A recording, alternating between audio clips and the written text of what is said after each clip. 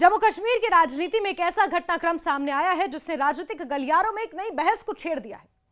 National conference ने Hurriyat conference के नेता, कश्मीर के प्रमुख धार्मिक नेता के तौर पर पहचान रखने वाले मीरवाइज मौलवी उमर फारूक को 20 जुलाई को दिल्ली के जंतर मंतर पर होने वाले धरने में शामिल होने का औपचारिक निमंत्रण देकर एक बड़ा राजनीतिक संदेश दिया है।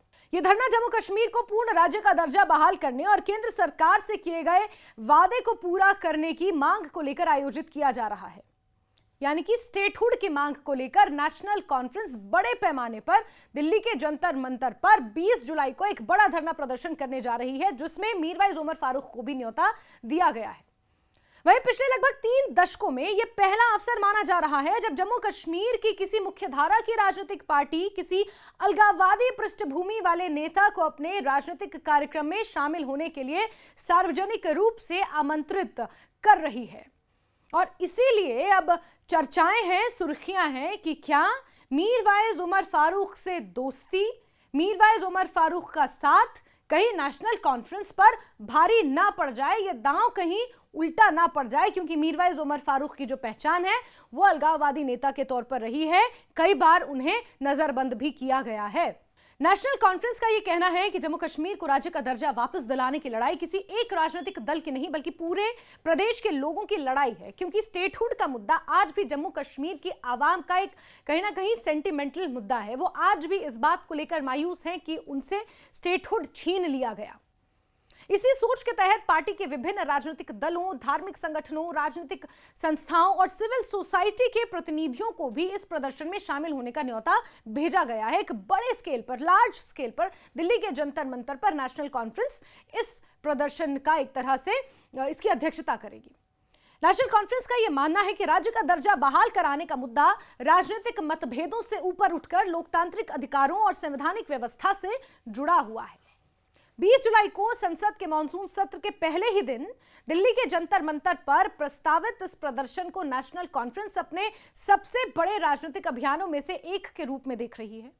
पार्टी का उद्देश्य केंद्र सरकार पर यह दबाव बनाना है कि जम्मू कश्मीर को पूर्ण राज्य का दर्जा लौटाने का जो वादा किया गया था उसे अब और टाला नहीं जाना चाहिए। आपको याद होगा, स्टेटहुड के मुद्दे को लेकर गृह मंत्री अमित शाह ये बयान दे चुके हैं कि 3 चरण होंगे, यानी कि 3 स्टेप होंगे।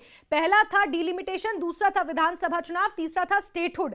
और नेशनल कॉन्फ्रेंस का यही कहना है कि डिलिमिटेशन कर दिया गया, शांतिपूर्ण तरीके से चुनाव हो गए, और अब स्टेटहुड के मुद्दे को क्यों टाला जा रहा है, स्टेटहुड आखिर क्यों नहीं दिया जा रहा, कौन से वो ऐसे जमीनी हालात हैं जिनका आंकलन अभी तक नहीं हो पाया है। वहीं इसके लिए पार्टी ने पहले श्रीनगर और जम्मू में 11 और 12 जुलाई को 2 बड़ी रैलियां आयोजित करने का फैसला लिया है, ताकि जनता के बीच इस अभियान के प्रति व्यापक समर्थन जुटाया जा सके। यानी कि ये जो अभियान दिल्ली में होने जा रहा है, ये जो प्रदर्शन दिल्ली में होने जा रहा है, इसको लेकर लोगों को जागरूक किया जाए। लेकिन इस बीच जो सबसे ज्यादा चर्चा का विषय है वो है मीरवाइज उमर फारूक को दिए गए निमंत्रण को लेकर। नेशनल कॉन्फ्रेंस की ओर से मुख्यमंत्री उमर अब्दुल्ला के करीबी नेता तनवीर सादिक खुद श्रीनगर स्थित मीरवाइज के निवास पहुंचे और उन्हें औपचारिक निमंत्रण सौंपा। यह मुलाकात केवल एक राजनीतिक शिष्टाचार नहीं बल्कि कश्मीर की बदलती राजनीति का संकेत भी मानी जा रही है। हालांकि तनवीर सादिक ने यह स्पष्ट नहीं किया कि मीरवाइज उमर फारूक ने इस निमंत्रण पर अंतिम रूप से क्या फैसला लिया है, लेकिन उन्होंने कहा कि पार्टी अध्यक्ष डॉक्टर फारूक अब्दुल्ला के निर्देश पर जम्मू कश्मीर और देश भर के विभिन्न राजनीतिक, सामाजिक और धार्मिक संगठनों को इस आंदोलन में शामिल होने के लिए आमंत्रित किया जा रहा है। यानी कि ये जो थॉट है ये पूर्व मुख्यमंत्री और एनसी सदर डॉक्टर फारूक अब्दुल्ला का है कि मीरवाइज उमर फारूक को भी बुलाया जाए। उन्होंने कहा कि यह किसी पार्टी विशेष का आंदोलन नहीं है बल्कि जम्मू कश्मीर के लोगों से किए गए वादे को पूरा करने का प्रयास है। मीरवाइज उमर फारूक ने भी इस निमंत्रण पर अपनी प्रतिक्रिया दी।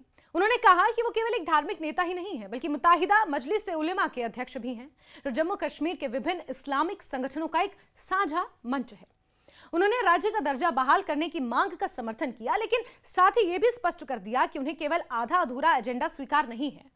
उनके अनुसार जम्मू कश्मीर के लोगों को केवल राज्य का दर्जा नहीं बल्कि वो सभी संवैधानिक और राजनीतिक अधिकार भी वापस मिलने चाहिए जो पहले उनके पास थे, यानी कि स्पेशल स्टेटस का यहां पर मीरवाइज उमर फारूक ने जिक्र किया। उन्होंने कहा कि यह लड़ाई सिर्फ स्टेटहुड तक सीमित नहीं रहनी चाहिए बल्कि आर्टिकल 370 और 35A की बहाली को लेकर भी इस आंदोलन को और ज्यादा इसका दायरा बढ़ाया जाना चाहिए। इस बयान को राजनीतिक विश्लेषक काफी महत्वपूर्ण मान रहे हैं, क्योंकि इससे यह संकेत मिलता है कि मीरवाइज राज्य के दर्जे की बहाली का समर्थन तो करते हैं, लेकिन उनकी राजनीतिक मांगें उससे कहीं ज्यादा बड़ी हैं। दरअसल मीरवाइज उमर फारूक और नेशनल कॉन्फ्रेंस के संबंधों का इतिहास काफी जटिल रहा है। कई दशकों तक श्रीनगर की राजनीति में दोनों परिवार एक दूसरे के कट्टर राजनीतिक प्रतिद्वंदी रहे। नेशनल कॉन्फ्रेंस के समर्थकों को शेर और मीरवाइज परिवार के समर्थकों को बकरा कहा जाता था। यह कश्मीर की राजनीति में कहा जाता था। दोनों के बीच राजनीतिक प्रतिस्पर्धा कई बार सामाजिक तनाव का कारण भी बनी, और इस ऐतिहासिक दुश्मनी को कम करने के लिए साल 1983 में तत्कालीन केंद्र सरकार की पहल पर नेशनल कॉन्फ्रेंस के नेता डॉक्टर फारूक अब्दुल्ला और मीरवाइज उमर फारूक के पिता मीरवाइज मौलवी फारूक के बीच एक महत्वपूर्ण समझौता हुआ, जिसे डबल फारूक एकॉर्ड के नाम से जाना जाता है। हालांकि उसके बाद परिस्थितियां बदलती रहीं और कश्मीर में अलगाववाद और आतंकवाद के दौर ने राजनीति की दिशा बदल दी। ऐसे में आज नेशनल कॉन्फ्रेंस द्वारा मीरवाइज को खुला निमंत्रण दिए जाना उस पुराने इतिहास के संदर्भ में बेहद महत्वपूर्ण माना जा रहा है। राजनीतिक जानकारों का यह मानना है कि इस कदम के पीछे कई रणनीतिक कारण भी हो सकते हैं। पहला कारण यह है कि नेशनल कॉन्फ्रेंस ये संदेश देना चाहती है कि जम्मू कश्मीर के अधिकारों की लड़ाई में वो सभी पक्षों को साथ लेकर चल रही है। दूसरा कारण श्रीनगर शहर में अपनी राजनीतिक पकड़ को मजबूत करना है, जहां मीरवाइज का सामाजिक और धार्मिक प्रभाव आज भी बहुत ज्यादा माना जाता है। वो कश्मीर के सबसे अहम धार्मिक नेताओं में, रूहानी नेताओं में उनकी गिनती है।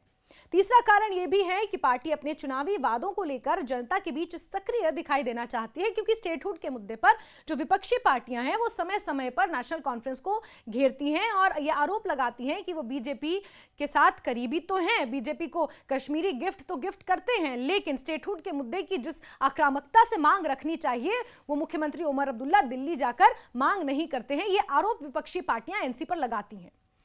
दरअसल विधानसभा चुनाव के दौरान नेशनल कॉन्फ्रेंस ने जम्मू कश्मीर को पूर्ण राज्य का दर्जा दिलाने का वायदा किया था। सरकार बनने के बाद विपक्ष लगातार यह सवाल उठा रहा है कि इस दिशा में अब तक ठोस प्रगति हुई क्यों नहीं। कांग्रेस ने भी मेरी सियासत मेरा हक अभियान शुरू करके इस मुद्दे पर सरकार पर राजनीतिक दबाव बढ़ा दिया। ऐसे में नेशनल कॉन्फ्रेंस इस धरने के जरिए, इस प्रदर्शन के जरिए यह दिखाना चाहती है कि वो अपने वादे को लेकर गंभीर है और केंद्र सरकार पर लगातार दबाव बना रही है। 11 जुलाई को श्रीनगर और 12 जुलाई को जम्मू में होने वाली इन रैलियों के माध्यम से पार्टी राज्य भर में जन समर्थन जुटाने का प्रयास करेगी। इन रैलियों का समय भी राजनीतिक दृष्टि से महत्वपूर्ण माना जा रहा है, क्योंकि 13 जुलाई कभी जम्मू कश्मीर में शहीदी दिवस के रूप में मनाया जाता था, लेकिन साल 2019 के बाद इस सरकारी अवकाश को खत्म कर दिया गया। नेशनल कॉन्फ्रेंस से अपने चुनावी घोषणा पत्र में 13 जुलाई को अवकाश को फिर से बहाल करने का वायदा तो किया था। ऐसे में पार्टी इस पूरे अभियान को अपनी वैचारिक और राजनीतिक प्रतिबद्धता के रूप में प्रस्तुत कर रही है। दिल्ली के धरने को सफल बनाने के लिए नेशनल कॉन्फ्रेंस ने केवल जम्मू कश्मीर के संगठनों तक खुद को सीमित नहीं रखा है। पार्टी ने भारतीय जनता पार्टी, पीपल्स डेमोक्रेटिक पार्टी, अल्ताफ बुखारी की अपनी पार्टी, मीरवाइज के नेतृत्व वाली मुत्ताहिदा मजलिस ए उलेमा सहित विभिन्न संगठनों को निमंत्रण भेजा है। इसके अलावा कांग्रेस संसदीय दल की अध्यक्ष सोनिया गांधी, तमिलनाडु के मुख्यमंत्री एम के स्टालिन, एआईएमआईएम प्रमुख असदुद्दीन ओवैसी सहित कई राष्ट्रीय नेताओं और गैर एनडीए दलों के प्रमुख नेताओं को भी इस प्रदर्शन में शामिल होने का आमंत्रण नेशनल कॉन्फ्रेंस की तरफ से दिया गया है। पार्टी के मुख्य प्रवक्ता और जद्दीबल से विधायक तनवीर सादिक ने कहा कि पार्टी चाहती है कि राज्य के प्रत्येक नागरिक और लोकतांत्रिक व्यवस्था में विश्वास रखने वाला हर व्यक्ति इस अभियान का समर्थन करे। उनके अनुसार ये किसी दल की नहीं बल्कि जनता की लड़ाई है और अब समय आ गया है कि केंद्र सरकार अपने वायदे को पूरा करे जो उन्होंने जम्मू कश्मीर की आवाम से किया था। हालांकि इस राजनीतिक पहल ने विवाद भी खड़ा कर दिया है। भारतीय जनता पार्टी ने मीरवाइज उमर फारूक को दिए गए निमंत्रण पर कड़ी आपत्ति जताई।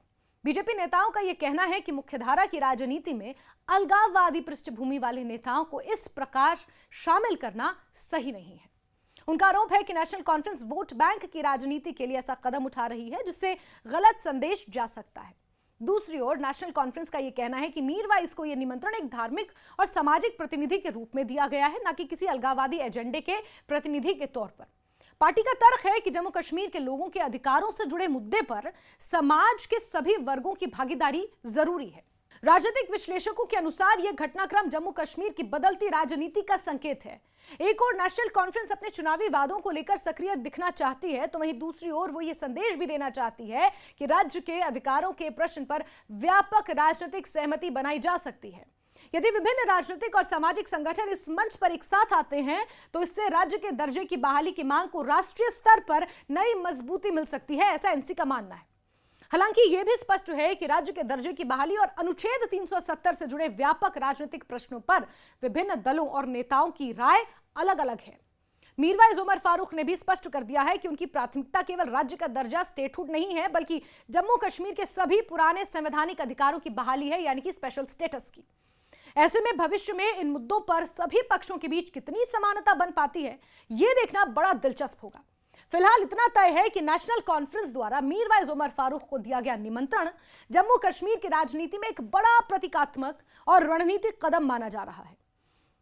इससे जहां एक ओर राज्य के दर्जे की बहाली के मुद्दे को नई राजनीतिक गति मिलती है, वहीं दूसरी ओर इसने प्रदेश की मुख्यधारा और अलगाववादी राजनीति के बीच बदलते समीकरणों पर भी एक नई बहस शुरू कर दी है। अब सभी की नजरें 20 जुलाई को जंतर मंतर पर होने वाले प्रदर्शन और उसमें विभिन्न राजनीतिक दलों और सामाजिक संगठनों की भागीदारी पर टिकी हैं, क्योंकि इसे यह स्पष्ट होगा कि जम्मू कश्मीर के अधिकारों की लड़ाई किस दिशा में आगे बढ़ती है।